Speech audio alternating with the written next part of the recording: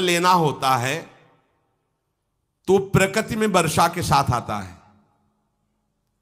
प्रकृति में वर्षा के साथ आया, और फसल में मूली, गाजर, गेहूं, अन्न, इनमें वो जीव प्रवेश करता है और उसे माता पिता दोनों पाते हैं।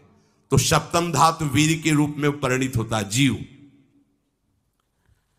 वो वीर कण के रूप में माता के उदर में जब प्रवेश करता है तो एक रात्रि में मां का और पिता का, दोनों का वो जो वीर मिलता है, उस रज और वीर के मिलने से एक कलल सा बनता है। 5 रात्रि व्यतीत होने के बाद एक बुदबुदा सा बनता है। 10 रात्रि व्यतीत होने के बाद एक बेर की सी आकृति होती है। फिर उसके बाद उसमें धीरे धीरे मांसपेशियां बढ़ने लगती हैं। 1 महीने में उसके सिर निकल आता है, 2 महीने में हाथ पांव अंगों का विभाग होता है, 3 महीने में नख, रोम, अस्थि, चर्म, स्त्री पुरुष के चिन्ह प्रकट हो जाते हैं, 4 महीने में मांसादि 7 धातुएं प्रकट हो जाती है, 5वें महीने में चेतना जागृत हो जाती है। जैसे अपने चेतना, ऐसे 5वें महीने में गर्भस्थ शिशु की चेतना जागृत हो गई।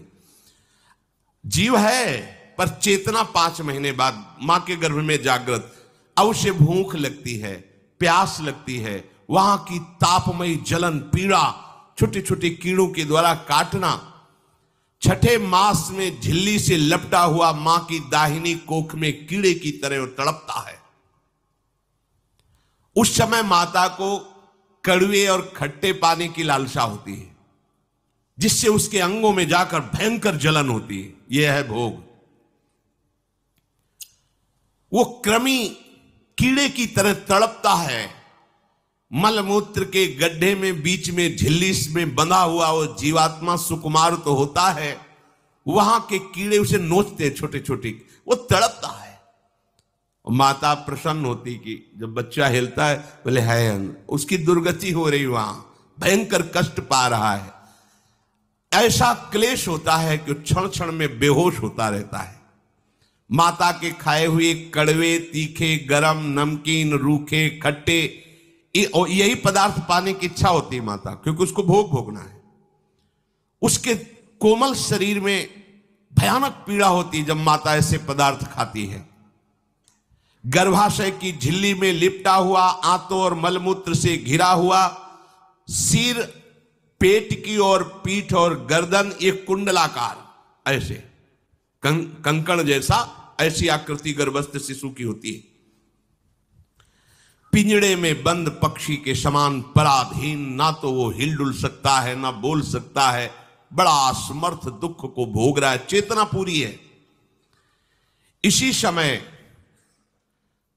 भगवान द्रवित होकर उसे ज्ञान देते हैं, गर्भस्थ शिशु को, सबको।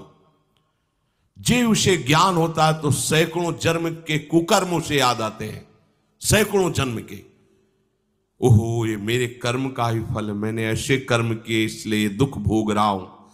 बेचैन हो जाता है, कैसे निपट पाऊंगा, सैकड़ों जन्म के कर्म जमा है। अब महान अशांति उसके हृदय में, उस शरीर में भयंकर पीड़ा। कुंडलाकार शरीर है, हिल भी नहीं सकता है, बस कीड़े काटते हैं, बड़ी तड़पन, बड़ी जलन, भूख प्यास की जलन। अब एक और भयानक जलन हुई।